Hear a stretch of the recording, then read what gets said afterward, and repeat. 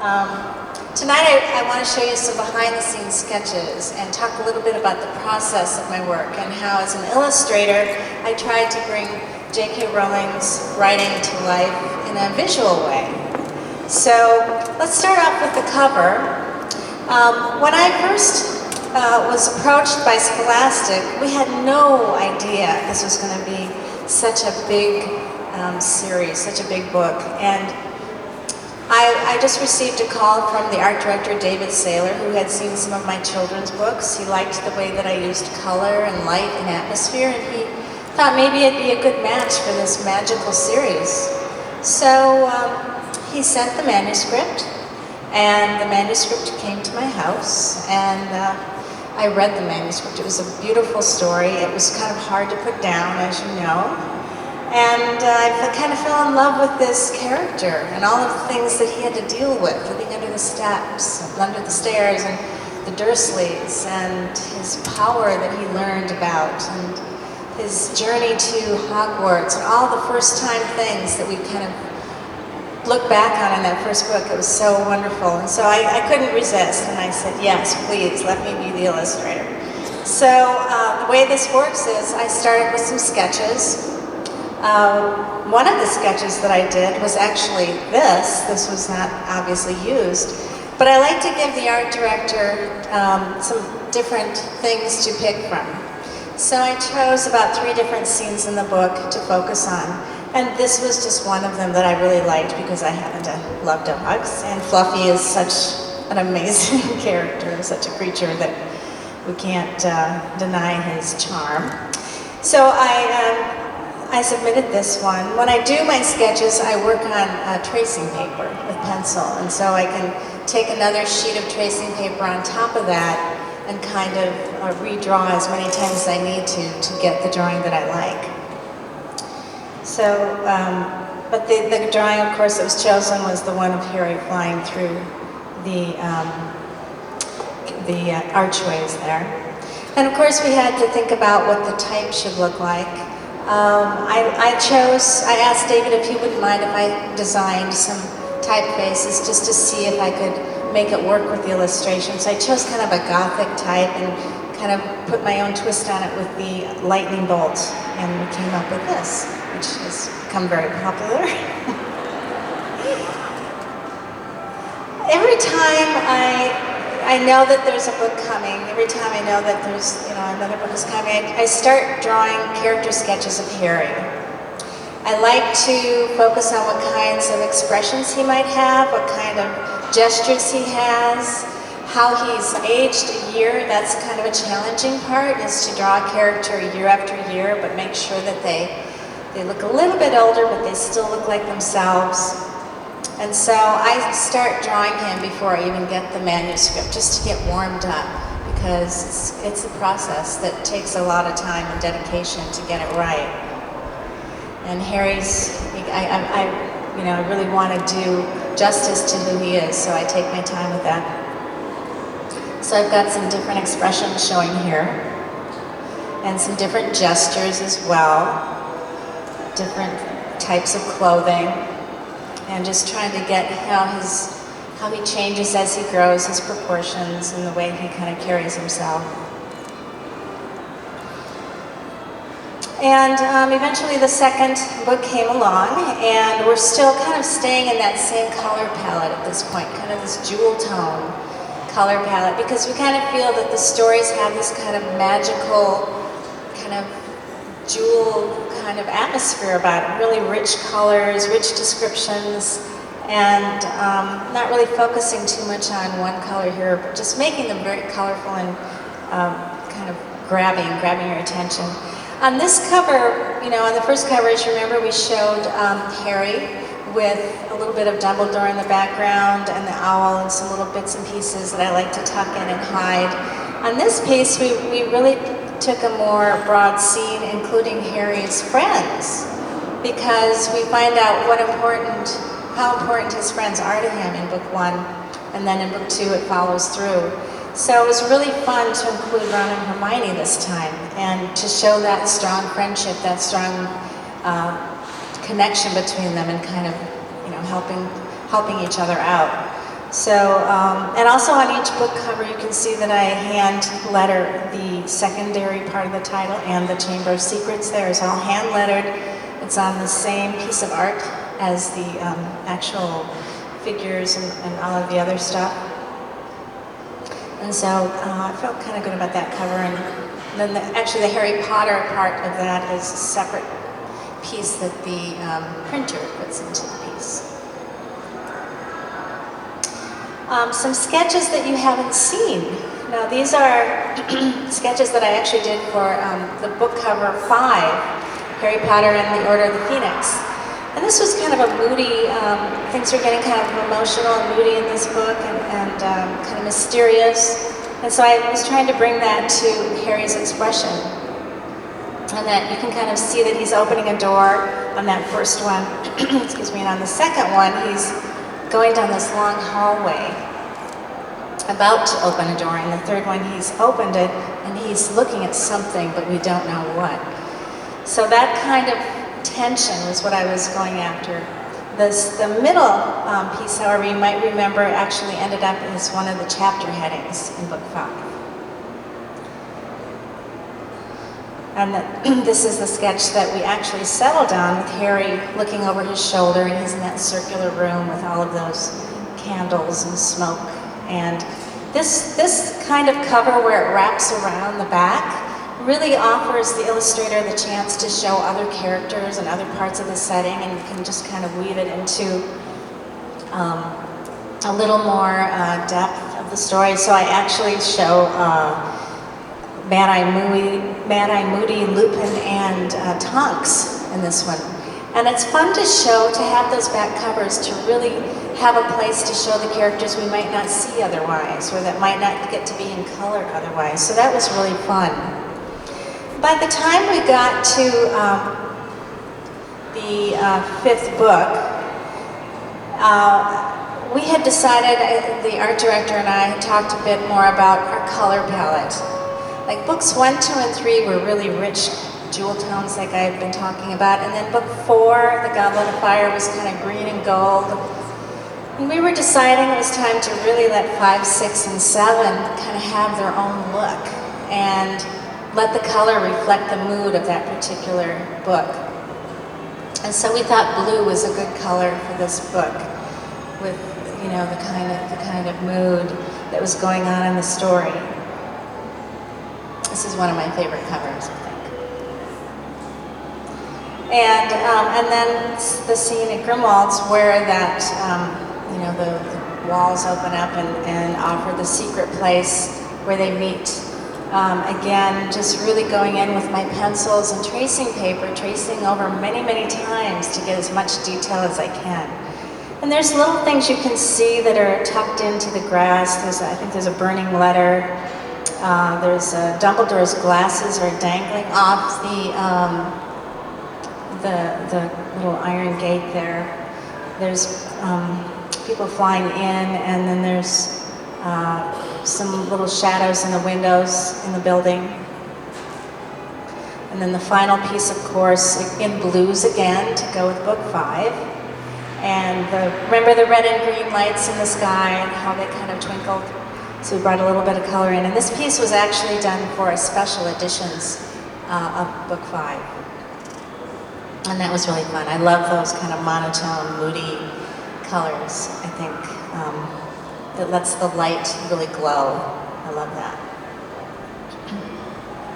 On book 6, do you guys remember the scene where Harry and Dumbledore were in the cave, and Dumbledore took his wand and kind of scorched the side of the cave to open that doorway? I thought that would make a good scene, and I kind of, you know, sometimes it's hard to come up with what scene to show on the cover. We do a lot of discussion about that. The art director, the editor, Arthur Levine, and myself, we really talk about what scene we want to show, because we don't want to give away too much of the story. We just want to kind of show the emotion, the feeling of it. We want to pick a scene that's enticing and really makes people wonder what it's about. So I wasn't sure if this was going to be mysterious enough or grabbing enough, so we went on and worked on some more sketches and came up with Harry and Dumbledore looking into the pensive. And again, the back cover served a fun place for me to show Ron, Hermione, and I think that's Jenny on the back with the sign in the sky, just adding to that feeling again, but still letting his friends be there. So this was the green and purple color palette for this one, and we thought that was an interesting combination for the Half-Blood Prince.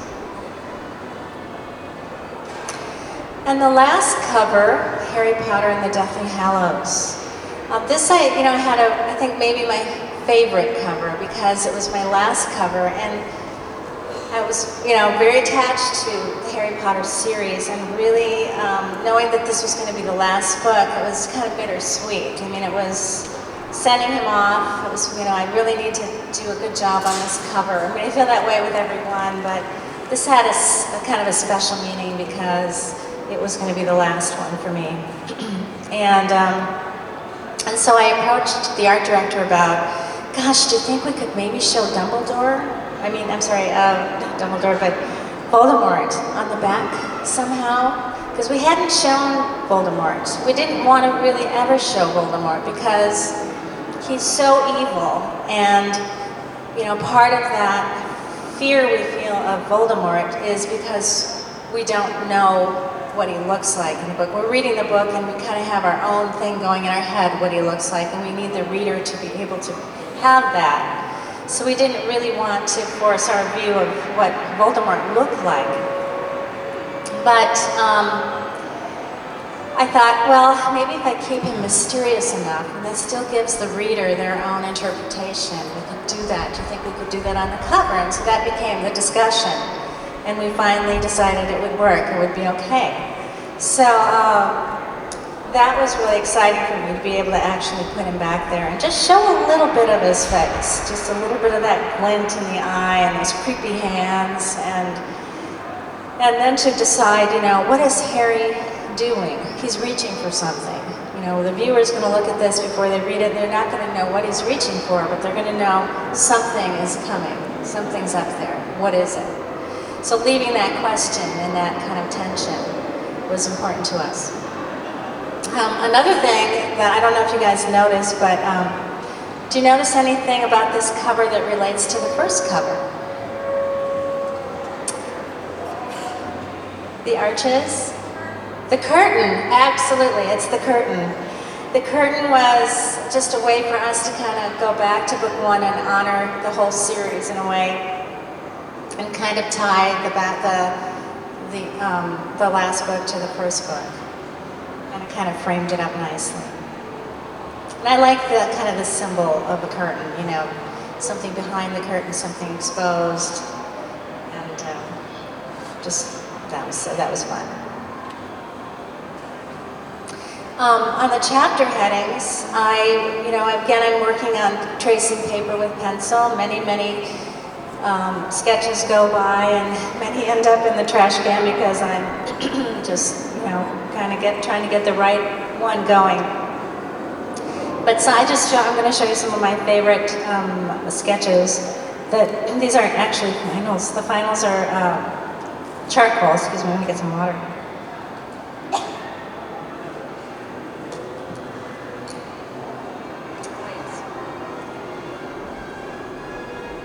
Thank you.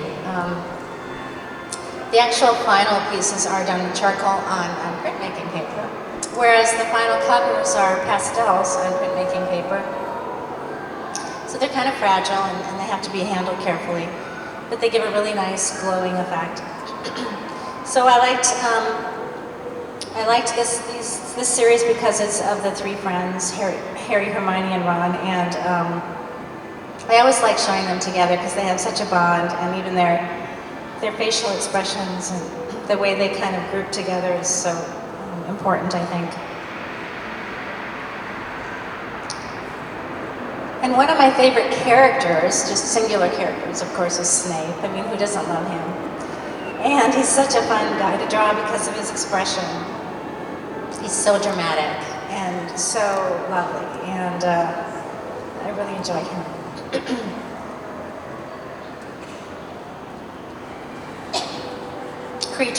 Creature who's actually, what a guy. I mean, you know, Dobby, of course, came first, and Dobby is the one that inspired the way Creature would look for me. But I have to say, J.K. Rowling's descriptions of her characters and her places and her creatures are so so right on. Just the way that she writes about them, they're super easy for me to draw and to envision. She gives me so much to work with. And so really, it was a joy to draw these guys because they're kind of funny and they're kind of, you know, strange, but they're just so unusual, and you just have to kind of. I just wanted to draw characters that kind of draw you in and really engage with you. And Fleur, of course, sweet Fleur. I always like to draw a character who has that certain kind of attitude to kind of flow in and, you know, be doing something that she would do. Excuse me. And Voldemort. This was the only other drawing that we did of him. And you really don't see him at all. You really just see his hands, his snake. Keeping him very much in the shadows and letting you decide what he looks like.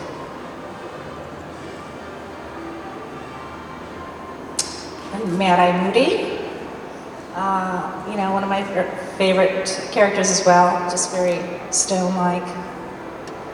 Tom Riddle.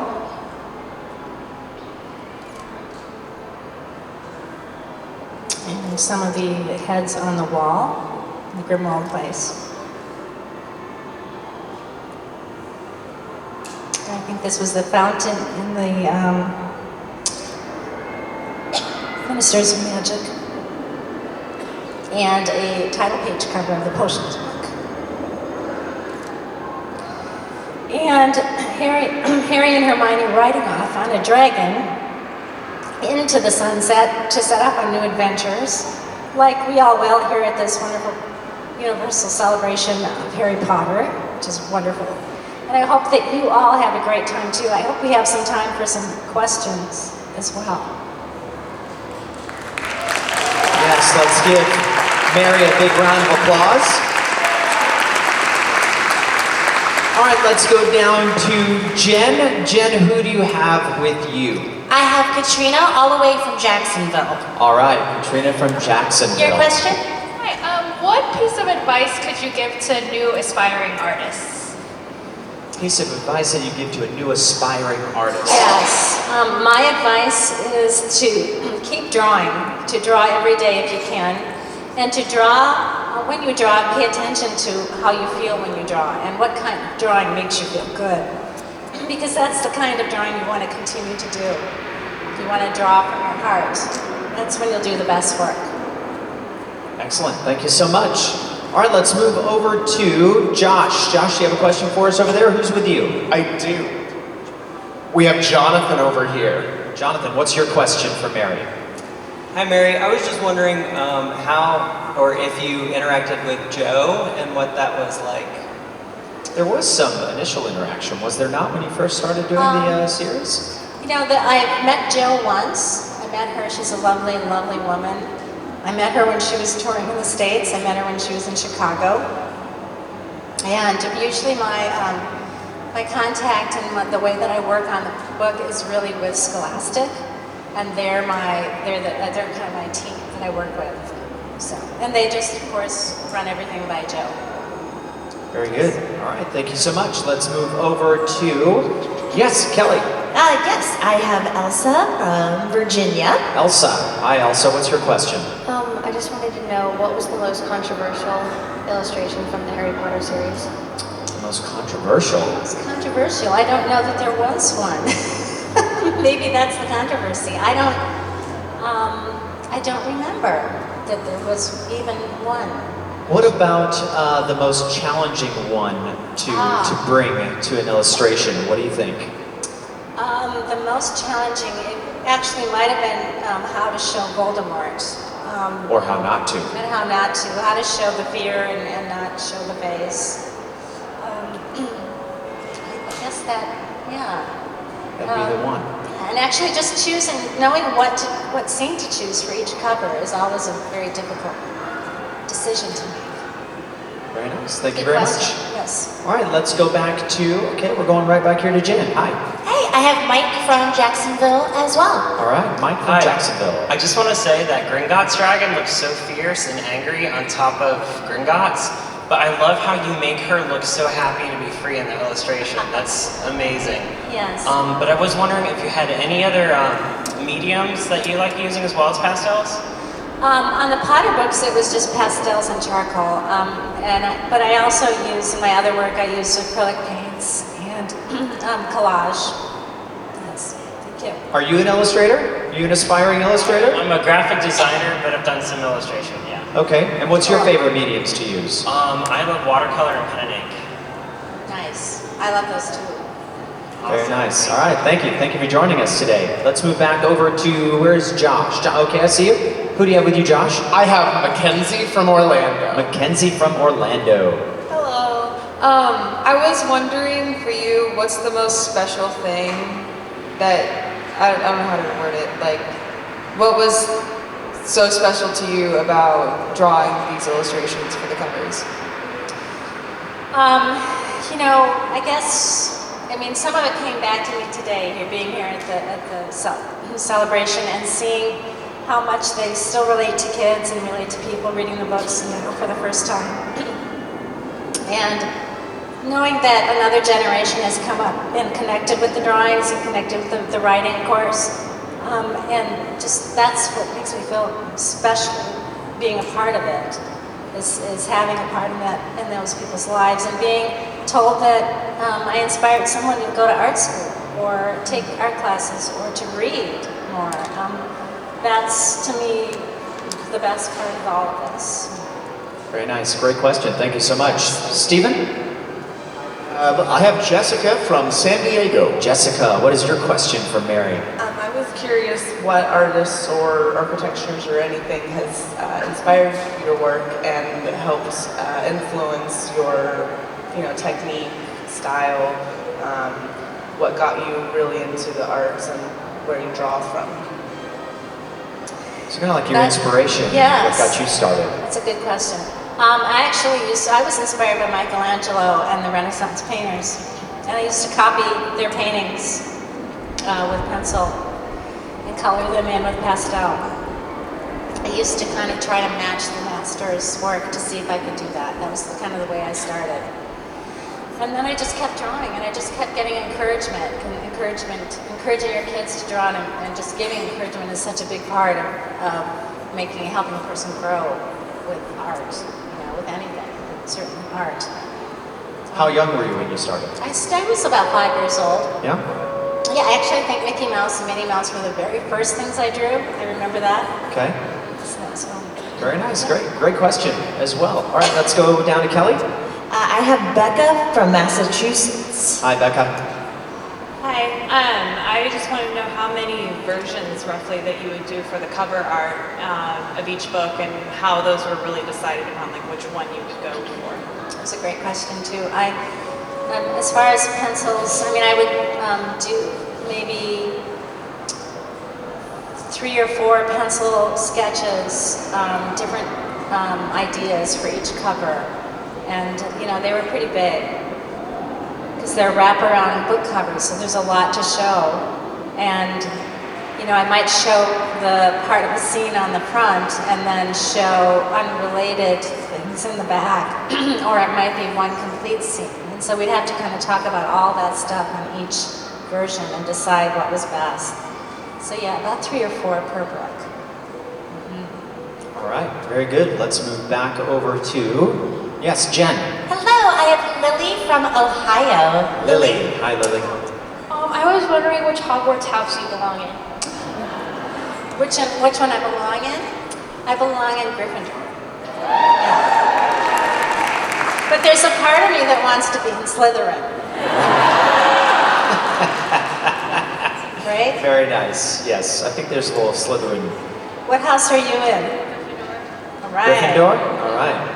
Where are the Gryffindors at again? Gryffindors here with us today? Any Slytherin? Slytherin out there? Hufflepuffs? Ravenclaw? I thought my bearded friend over there was going to be a Ravenclaw, so yeah, good looking out there, my man. All right, let's move back up to Josh. Yes, Josh. I have Gabriella from Orlando. Gabriella from Orlando. What is your question for Mary? I was wondering how you got involved with Scholastic as an artist. Well, Scholastic, the art director at Scholastic, had seen my other picture books that I had done, and he liked the way that I used my color and my light, I think in particular, and he just called me and asked if I was interested. So it was like any job. I mean, we had no idea that it would be this big, and so it was like, that's how most of my jobs come to me. I'm called by an art director, and that's how this one started. It was pretty simple. Do you think Scholastic at the time had an idea of how enormous this was going to be, or do you think they were just presenting you with all the information really that they had? I think they told me what they knew, and I think that none of us knew it would be this big. I don't think so. Very good. Thank you so much. Steven, you back out here with us? Where is Steven? Right up top. Oh, okay, gotcha. Sorry about that. Lights have come on. And... I have Alex from Orlando. Alex, what's your question? I was just curious if there was any type of collaboration or inspiration with Warner Brothers. When you first started, I mean, you created the Wizarding World for us to see. When they started making the films, if they looked to you for inspiration.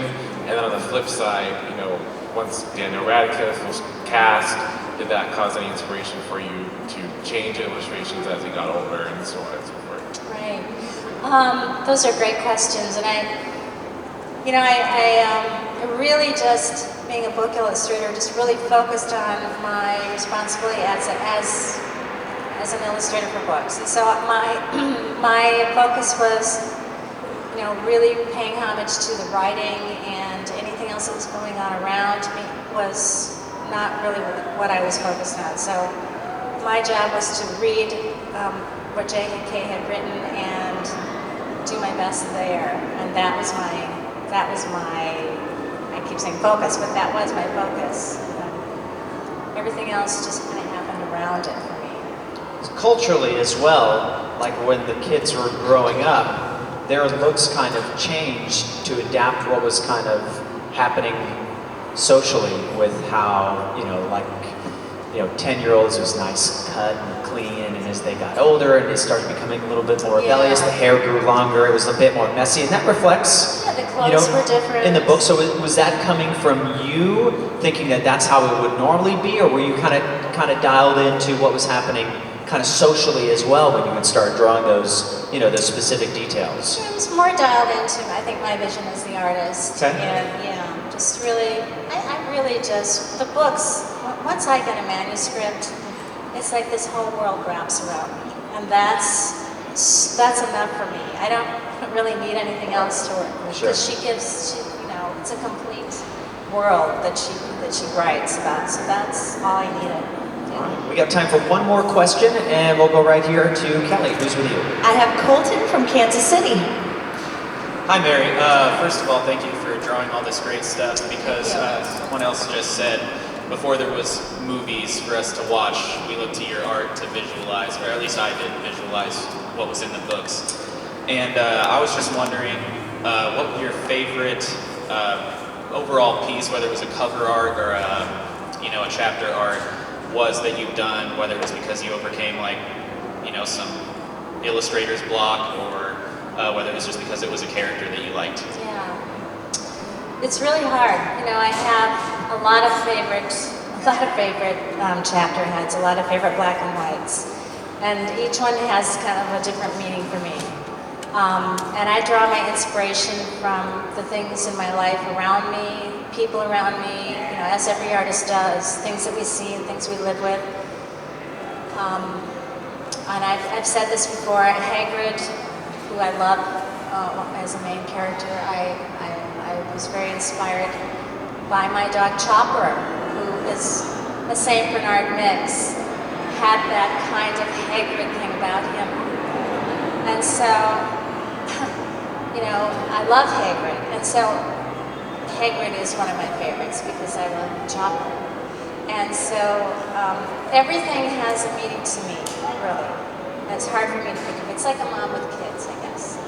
As far as the covers go, it's kind of the same thing, but I do feel a certain love, I guess, for the last cover because it's when Harry is his most victorious, maybe, and it's the last big deal. And so I guess that would be it. All right, thank you so much. Ladies and gentlemen, how about a big round of applause for Mary GrandPré and her incredible contribution to J.K. Rowling's Wizarding World. I'm sure you all want to know more about how things take a free present. So if you have more questions and you'd like to see Mary at her